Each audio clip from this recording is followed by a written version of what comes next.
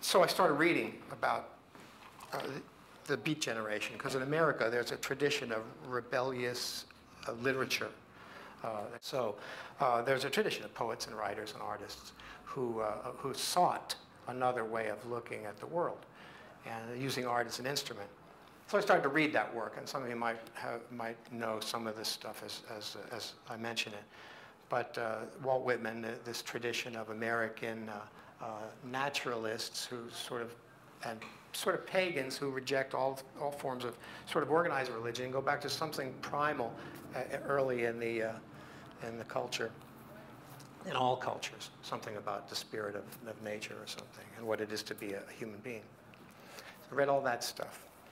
And that includes Timothy Leary and Allen Ginsberg. When I was growing up, Timothy Leary was a Harvard professor, and he was conducting LSD experiments at Harvard with Richard Albert. So one of the things I did, and I recommend it to you too, is when you read somebody's work, a magazine article, they mention the author, try to send them a letter. Try to figure out how to contact these people. It really wasn't hard.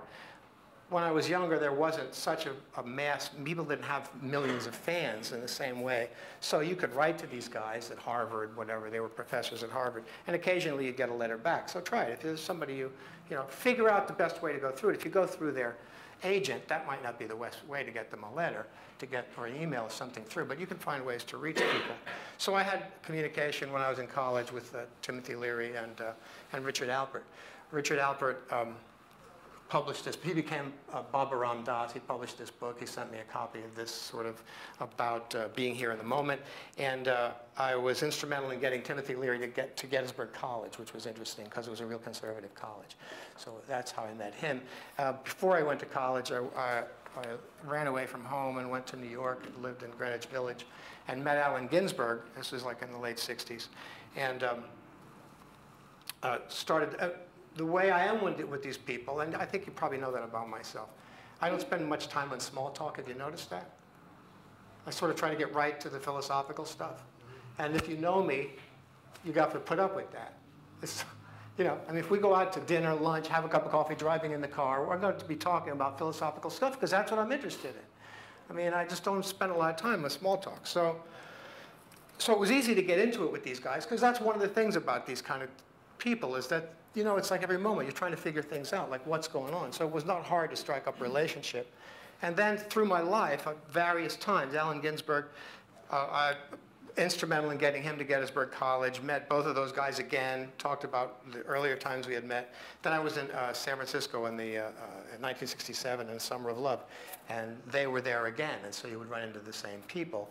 And so these started to be sort of sequential relationships that I would see through the years and was writing and shared work. This is a poem that Allen Ginsberg wrote to me. This is a drawing that he did.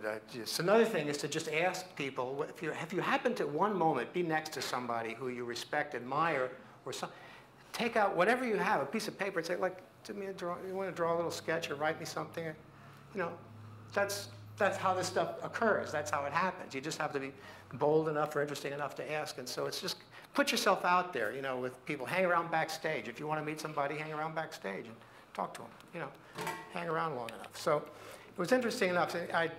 My work at that time was sort of pointillist, sort of, this was underground art, sort of like there was such a movement as underground art that kind of was informed by these traditions. Other people were thinking the same way. There's like a lot of the underground artists that did music posters for psychedelic groups in the 60s.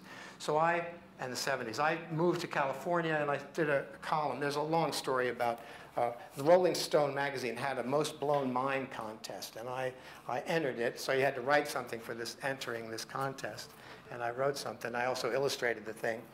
But on the way there, I had a bad scene, and I never made it to Rolling Stone. I even had a friend who I knew who was connected and worked there. So I had this thing that I wrote for this contest. So I walked around, and there was this underground publisher, the Rip-Off Press. They were publishing underground comic books. You might know some of those underground artists, Robert Crumb, Gilbert Shelton, Dave Sheridan, a bunch of people like that, S. Clay Wilson.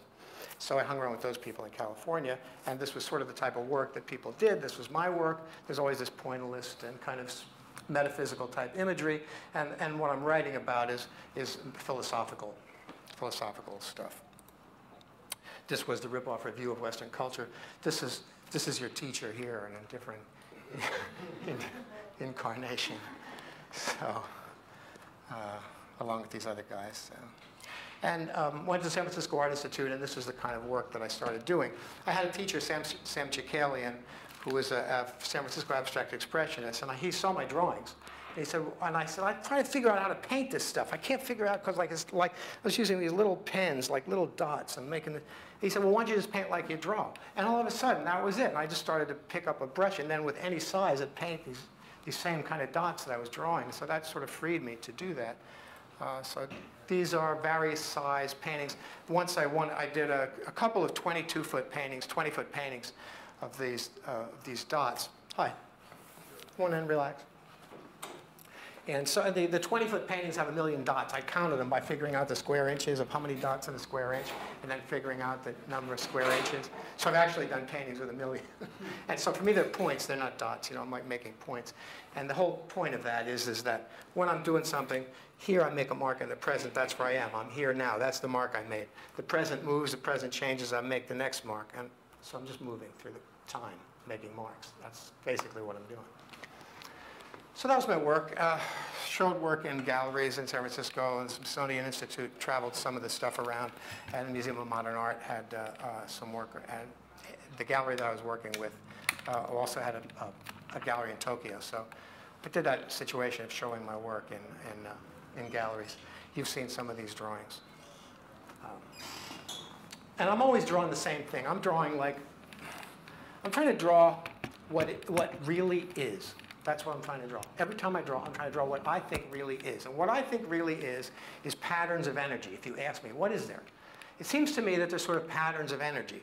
And since it's me talking, they're intelligent energy, because we're people. We're always looking at it through this idea of human intelligence.